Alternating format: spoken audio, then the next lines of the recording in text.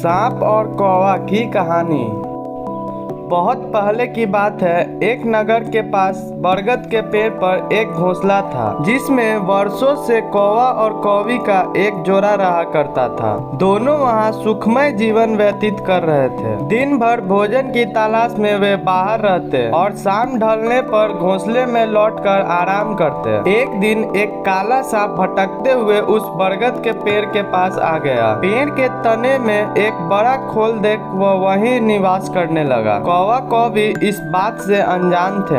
उनकी दिनचर्या यूं ही चलती रही। मौसम आने पर कौवी ने अंडे दिए। कौवा और कौवी दोनों बड़े खुश थे और अपने नन्हे बच्चों के अंडों से निकलने की प्रतीक्षा कर रहे थे। लेकिन एक दिन जब वे दोनों भोजन की तलाश में निकले तो अवसर पाकर पेड़ की खोल में रहने वाले सांप ने ऊपर जाकर उनके अंडों को खा लिया और चुपचाप अपनी खोली में आकर सो गया। कौवा कौवी ने लौटने पर जब अंडों को घोंसले में नहीं पाया तो वह बहुत दुखी हुए। उसके बाद से जब भी कौवा अंडे देती तो सांप उन्हें खाकर अपनी भूख मिटा लेता और कौवा कौवी रोते रह जाते। मौसम आने पर कौवी ने फिर से अंडे दिए, लेकिन इस बार वे सतर्क थे। वे जानना चाहते थे कि आखिर उनके अंडे कहाँ गायब हो जाते हैं। योजनानुसार एक दिन वे रोज की तरह घोंसले से बाहर निकले और दूर जाकर पेड़ के पास छुपकर अपने घोंसले की निगरानी करने लगे।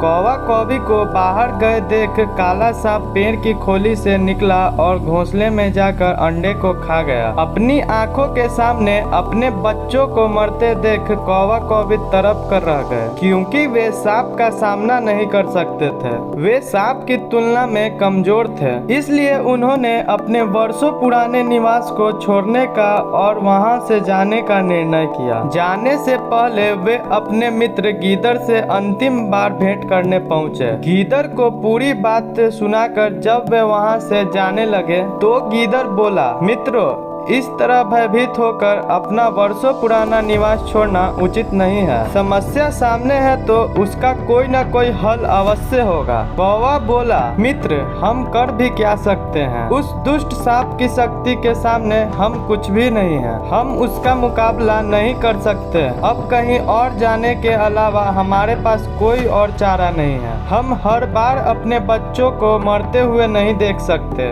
गीदड़ कुछ सोचते हुए बोला, मित्रों, जहाँ शक्ति काम न आए वहाँ बुद्धि का प्रयोग करना चाहिए। यह कहकर उसने सांप से छुटकारा पाने की एक योजना कौवा कौवी को बताई। अगले दिन योजनानुसार कौवा कौवी नगर के सरोवर में पहुँचे, जहाँ राज्य की राजकुमारी अपने सखियों के साथ रोज स्नान करने आया करती थी। उस दिन भी राजकुमारी अपने वस्त्र और आभूषण किनारे रखकर सरोवर में स्नान कर रही थी। वही पास ही सैनिक उनकी निगरानी कर रहे थे। अवसर पाकर कौवे ने राजकुमारी का हीरो का हार अपनी चोंच में दबाया और कांव कांव करता हुआ राजकुमारी और सैनिकों को दिखाते हुए ले उड़ा। कौवे को अपना हार ले जाते देख राजकुमारी चिल्लाने लगी। सैनिक कौवे के पीछे भागे। वे कौवे के पीछे पीछे बरगद के पेड़ के पास पहुंच गए। कौवा यही तो चाहता था। वह राजकुमारी का हार पेड़ के खोल में गिराकर वहां से भाग गया। सैनिक ने यह देखा तो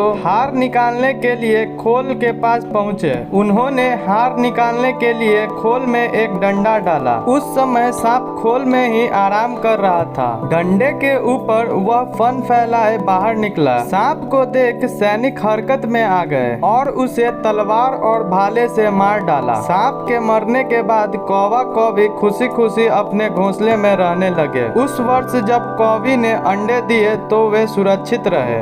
इस कहानी से हमें यह सीख मिलती है कि जहाँ शारीरिक शक्ति काम न आए वहाँ बुद्धि से काम लेना चाहिए। Thanks for watching. आपको यह कहानी अच्छी लगी हो तो एक लाइक और एक प्यारा सा कमेंट जरूर से कर दीजिएगा।